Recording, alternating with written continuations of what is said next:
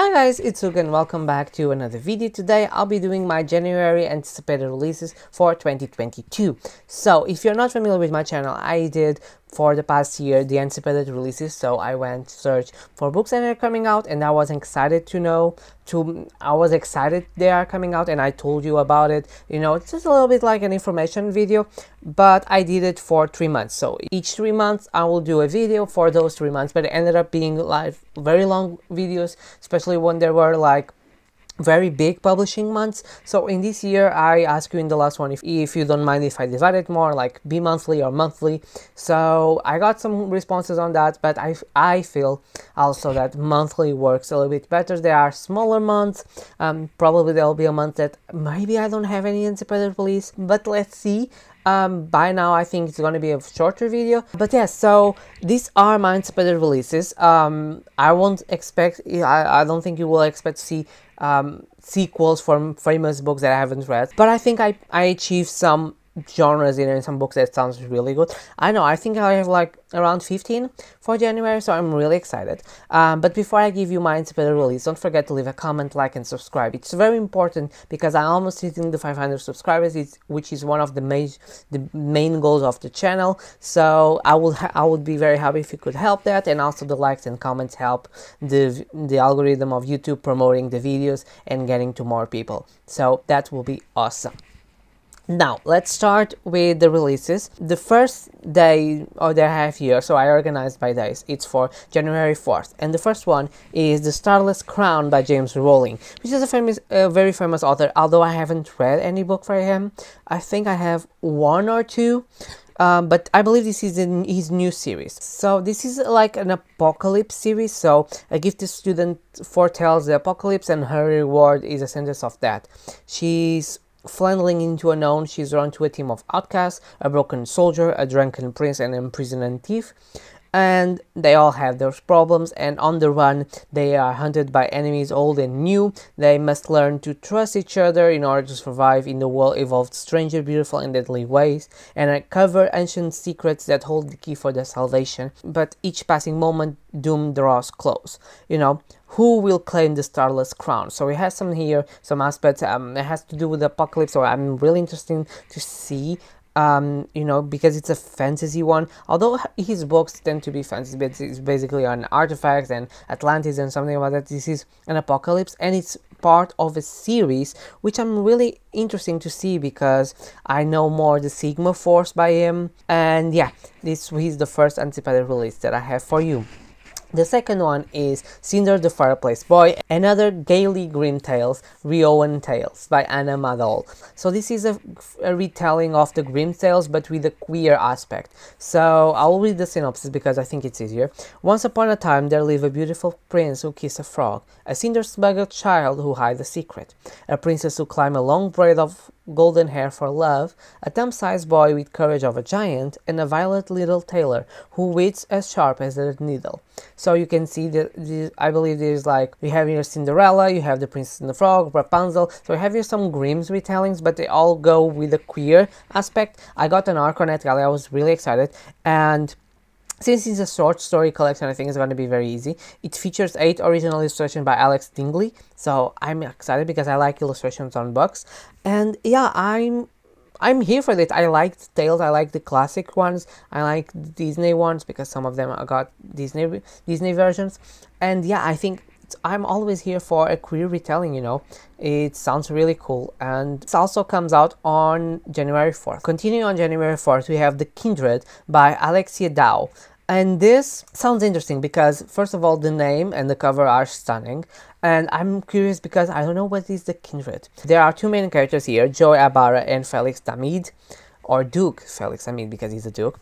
So Joy is a commoner on a lonely planet, Hailey, and she lives a simple life, apart from the notoriety of being the kindred to the most infamous playboy, you know. But there is a question, what is the kindred? This is the first point that I got me interested on this synopsis was, what is the kindred? It's like they are mentally connected or something? And then we have the kindred that she's connected. There is Duke Felix Hamid. He wants to exaggerate his noble family to a point that they will be like, yeah, do whatever you want, we don't want to do what we want, just choose your destiny, and he can finally meet his kindred face to face. But the royal family is assassinated and puts Felix in next in line, but he is also accused by of the murders of the family, and the person who committed the murders and are accusing Felix will not stop until he's dead. So they have to run, and they will target Joy because Joy is the kindred of Felix. So they both run on a spacecraft, and they go to space, and they got to Earth, or a planet called Earth. I'm really excited, especially because I need to know where the kindred is. So yeah, I'm curious about the kindred. I need to know that. The next release I want to talk about is When You Get the Chance by Emma Lord. So Emma Lord is an author that I read before. I read Tweet Cute on 2020 and I really enjoy it. And I review You Have a Match. I'll leave it here if you want to check it. And I didn't enjoy it at all. I think it was a very missed opportunity.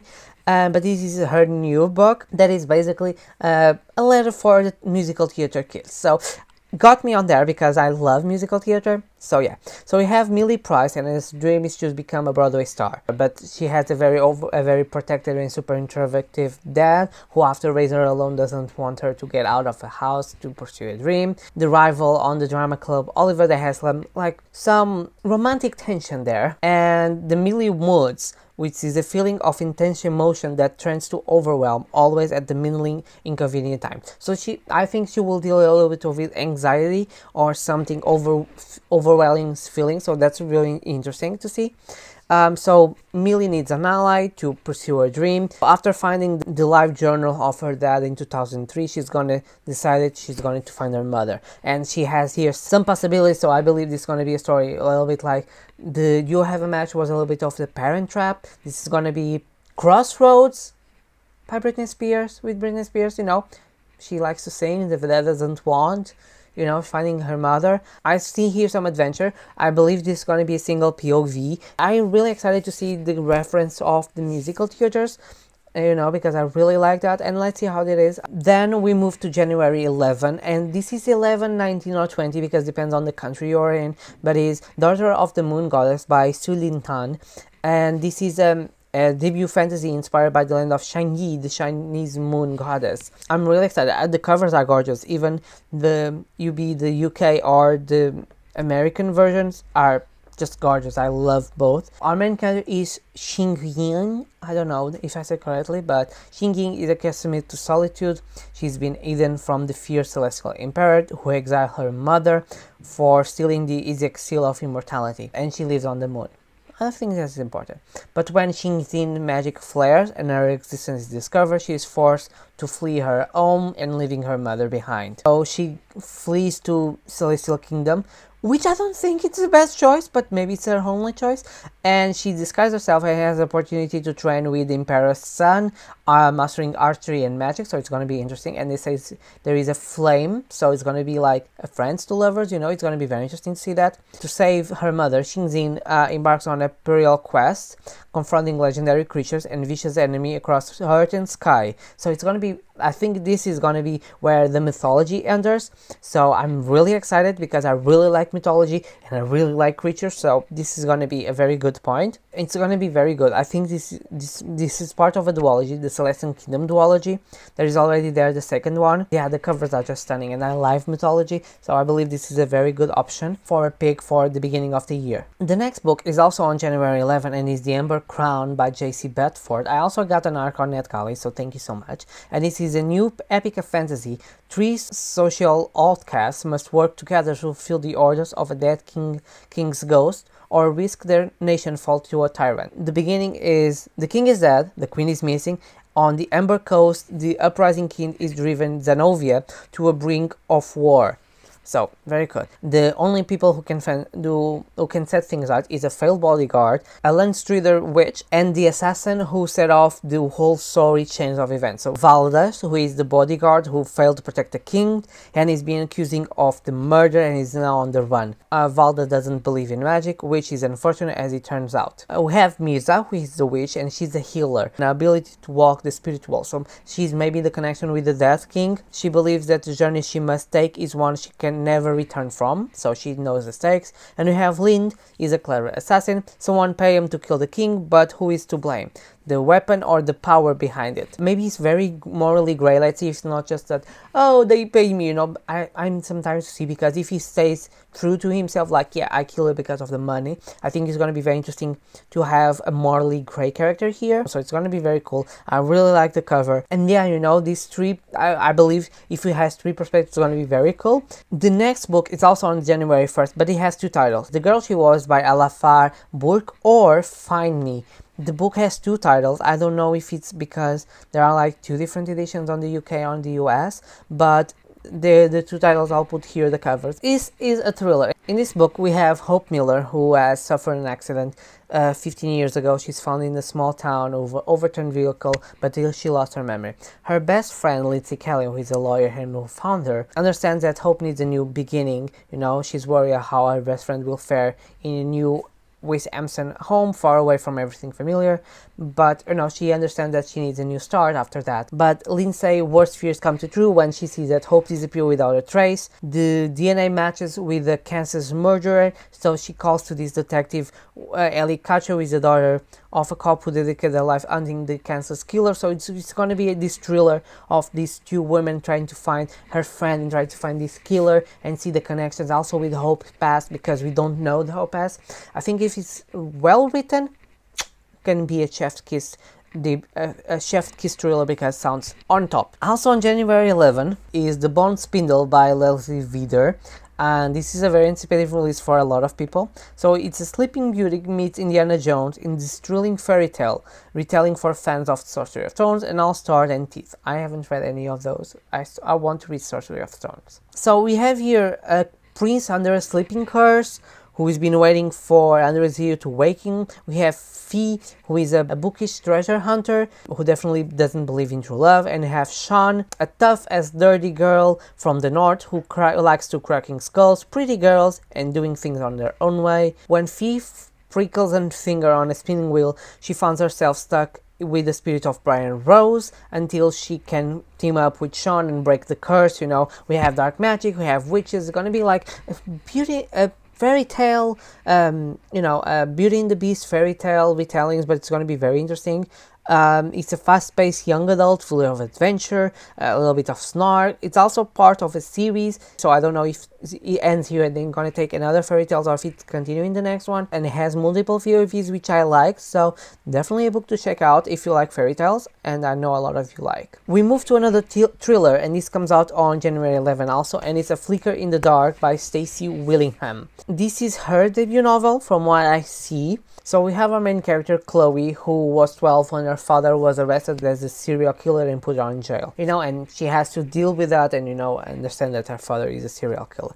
And 20 years later, she's a psychologist with a private practicing, and she's waiting for a wedding. So a very typical tropes. It's usually near the wedding something happens. And as she's working with troubled teenagers, she stumbles on some missing teenagers that start to disappearing locally, and she starts to see parallels between her teenage years with her father and now. So it's going to be the same serial killer, with not because her father must be in jail, or if it's another, or if it's a copycat. You know, it sounds really good, and it's also sold the rights with the Emma Stone limited series, so it's probably going to be very good, and it's on my radar. And sounds, I know I like this type of books. Let's see how it goes. You know, thrillers can be a little bit hit and miss, and yeah, if you want to check a dark thriller, maybe this one is for you. So we move to January 17th, and this I believe is a self-pub book. It's The Final Heir by John Monson. It's on NetGalley for read now, so if you want to check a new book, you can go there. It's free to request. I'm on the inch of requesting or not, but it sounds very good. The first line is just, it sold everything. The world is free. The world is mine. You know, and we see here it's about a man who calls himself the savior of man, but also calls the usurper the destroyer of worlds. And in this decade, it comes to an end that he winning the power. And we have our main characters, I believe, Zahara, with the prodigious mage, destiny to wield the power of creation, so a very strong power to end this war and usurper, but the power falls in her best friend and in an elite soldier incapable to last spell. So it's like destiny must be questioned, and now, you know, we believe the usurper completes his victory. Is the usurper really bad, or is the other, you know? It sounds interesting. We move to January 18, and the first book I have to tell you is Lucky Leap Day by Anne-Marie Walker, and this is a romance, and I tend to not be into a lot of romance, but this sounds good. So it's in Leap Day, it's an Irish tradition. Women can propose to men. Although this is a very outdated tradition, I like the concept in books, in romance books. After too many whiskeys, screenwriter Cara Kennedy takes a page out someone else's script when she gets caught in the Irish tradition of women proposing on Leap Day. When she ends up next morning, she's married to a hot guy in bed, tinfoil ring in her finger, and she has hours to go back to LA, you know, to her life, but she now has a husband and a dog who thinks Cara is a perfect mother for him, so the dog's gonna be cute. Also, the love interest Finn, accompanied to LA, he's like doing some auditions because he's an actor, and she's trying to see if he just wants her to go to LA, like, you know, like he's just trying to have connections through her, but he also wants to prove his love for her, or prove that they can fall in love. So I think it's going to be a very cute romance. Definitely a double POV. I'll keep my eye on it because people need some romance. We move to another thriller, and this one is January 20, and it's Her Perfect Twin by Sarah Booner. Her Perfect Twin, Your New Obsession. So we have two twins, Megan and Leah, and Megan discovers a photograph of her twin on her husband's phone, and she wants answers, you know, because why should you have, you know, and don't go with that you are twins, you know, you live with someone. Leah already has everything that Megan wants: fame, fortune, freedom to do whatever she wants, and when Megan confronts Leah, an argument turns to murder. So the solution is Megan to take Leah's place. Ooh, let's see how this goes. It sounds very good. I like the premise of a twin taking another one place, especially with the other dad. Let's see how this goes, because ooh, it's gonna be interesting to see if she gets caught. Probably she will get caught, I don't know. Let's make our bets. Another book, and it's on January 25, and I got an arc also on NetGalley, is Obsidian by Sarah Daly, and this is a fantasy. The cover, first of all, sounds amazing. I really liked it, and says, Shade Knox is a fiend, a rogue, and a wanted murderer. Through her only crime is that she chose to dress like a man. Proud and defiant, she wears her tattoos openly, has many blood wizards wood, and carries obsidian blades at her whips. Sounds really cool. She's a blood wizard. I like that. Those who laughing call her a witch to her face soon learn an unfortunate lesson. Shade Nix might be an abomination, but she wields her blades with devastating precision, shedding blood for elemental magic that matches any man's. So, elemental magic. Sold me on that. Shade scratched out dangerous living in broke wastes, but now that she is growing more unstable and dangerous, Shade and her people need their own veil to protect them. She vows to raise one, a feat not accomplished in 100 years. But the veils are controlled by the Brotherhood, who consider their sacred creation. They would sooner see all the veils collapse in dust and then allow a witch to rise one. Sounds really cool, the concept. Let's see how it is the execution. I'm very curious about this misogynist and also, you know, the aspects of the veil. Sounds really cool. I have only two books to talk about, and the first one is Our Hidden Genius by Mary Benedict, and this is the story of Rosalind Franklin, which I'm really interesting because she was a scientist who worked on crystallography and worked on discovering the structures of DNA through crystallography. So it sounds really interesting, and she never got credits because she was a woman. So I believe the historical film is going to be very interesting to follow and to learn a little bit more of her story. Definitely one of the scientists I'm very curious with, Madame Curie, but Madame Curie got the recognition. She doesn't got the recognition. Her research continued by her team member who won the Nobel Prize years later after she died, but she in her lifetime she was never considered a true scientist because of her gender. So it sounds really cool, and yeah, I'll keep a really eye on this because I really want to read this, especially because of the science part. And the last book I have to talk about is Pandora by Susan Stokes Chapman. Ooh, Pandora. So, a Georgian London, where a discovery of a mystery ancient Greek vase sets in motion conspiracy, revelation, and romance. So, our main character is Dora Blake. She works in her antique store with their family. She wants to do jewelry for life, and when the vase arrive at their store, her uncle enlists the help of Edward Lawrence and a young antiquarian scholar, but when they discover secrets about the vase, she starts question about her life, her family, and the world she knows it. There are buried mysteries. Some doors are locked for reasons. It's a very atmospheric, story of secrets, deception, love, fulfillment, faith, and hope. Let's see how this connects with Pandora and the Greek, if it has something to do with mythology or something, or it's just a concept. Sometimes the blurs can be like a little bit misleading, but let's see. I'm really excited. And yeah, this is my last anticipated release. Tell me in the comments which books are you excited, which books did I not cover that you are excited is going to be released in next month in January. Tell me all. Don't forget, if you reach this far, to leave a like and also subscribe. It's very important for the channel. We're almost under 500 subscribers, so it's one of the main goals till the end of the year. If you help me do that, it will be amazing. I post videos every Tuesday, Thursdays, and now on Sundays. And also I have live reading sprints if you want to join as a co-host or just hanging out with us in the chat at 9 p.m. GTM. And yeah, I see you guys on my next video. Bye.